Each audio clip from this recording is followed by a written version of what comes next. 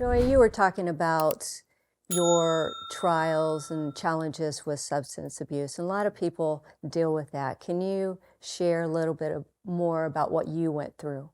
Thankfully, it wasn't a real long period, but hey, you know, when you're 30, 31 years old and that was what was going on at the time and that was what was happening, and you know, I always kind of did stupid things like we all do, and I was captured with cocaine for about a year and a half, and lost everything that was really dear to me. You know, the only thing I didn't lose was my car, and that was going to be repossessed. But it was very tough. Did you have family around you supporting you, or I did not. did you hide it from?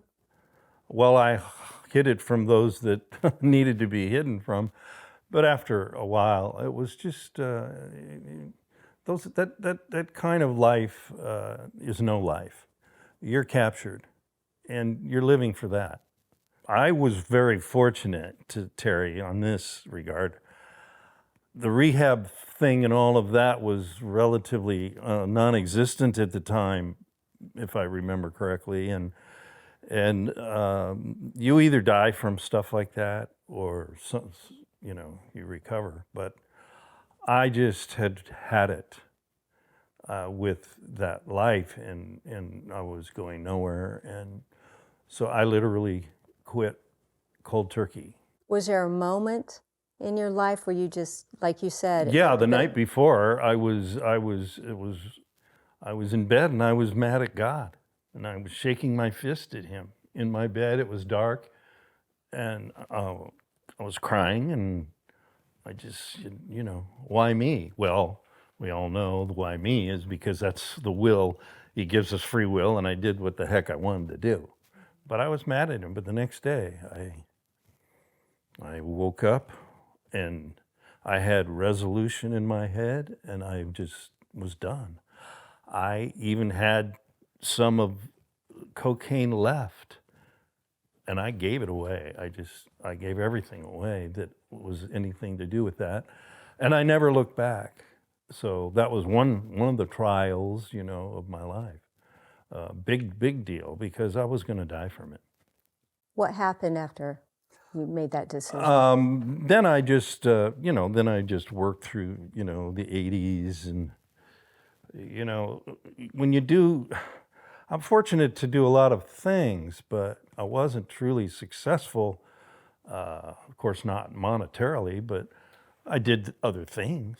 I was still struggling with, okay, I work for NFL Films, I do all of these other things, I sing, I do, you know, my own music video, I do all these things, and people would think, wow, well, this guy is, you know, accomplished and successful. No. As I got into the 90s, you know, I had some success there nationally with some music compilation videos that were done that I was a part of as an artist. But, you know, I got tired of jumping through the hoops, trying to get a record label, trying to make my music career happen. So I was just really wondering, okay, what am I going to do? What is it? I was just wondering where I was going to go. What, you know, is this what I should be doing, music or this or that, or maybe should I just work at a gas station or something? How old were you? I was in my 40s. And then, you know, in the later 90s, I was probably January of 2000 was the whole change for me. Well, tell me about that, because even in the midst of all these things that were going on and all these challenges, you weren't really seeking God in the midst of it. No, right? I was not. I was, you know, running on my own fuel, you know. I was leaning on my own understanding, you know, like I always did. When did you come to that point where it's like, I've got to figure this out? It wasn't so much that, it's just that I woke up, I was working for a friend of mine in the electronics business and, you know, music stuff. Called him up and I said, you know, I don't have a job waiting for me, but I don't want to do this anymore. I didn't know what I was going to do. I didn't know I was going to pay rent and everything, and I quit. And I remember, like, the next day, I woke up early in the morning, which I never did. And back then, I had that big yellow pages book, and I started looking for churches. Now, I knew I didn't want to go to a denominational church. I'd already had that, and never worked for me very well. So I was flipping through these pages, and this one little ad kept kind of looking at me. And I'd flip around and go back this way, and then here's this ad again flipping at me. Well, that happened about 4 times. And that ad was from Maryland Hickey Ministries, and the church was Orchard Road Christian Center. So I guess, well, okay, I guess I'm supposed to go there. So the next night was the service, and they had a Wednesday night service.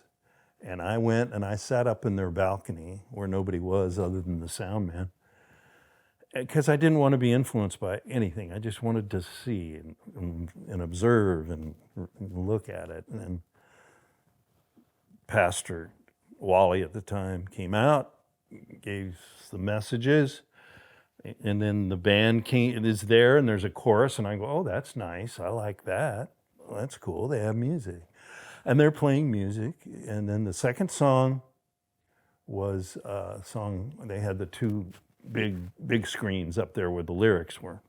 And I'm leaning over the balcony like that, and the song Jehovah Jireh comes on, okay? My provider, he is my provider. And they start singing this song. And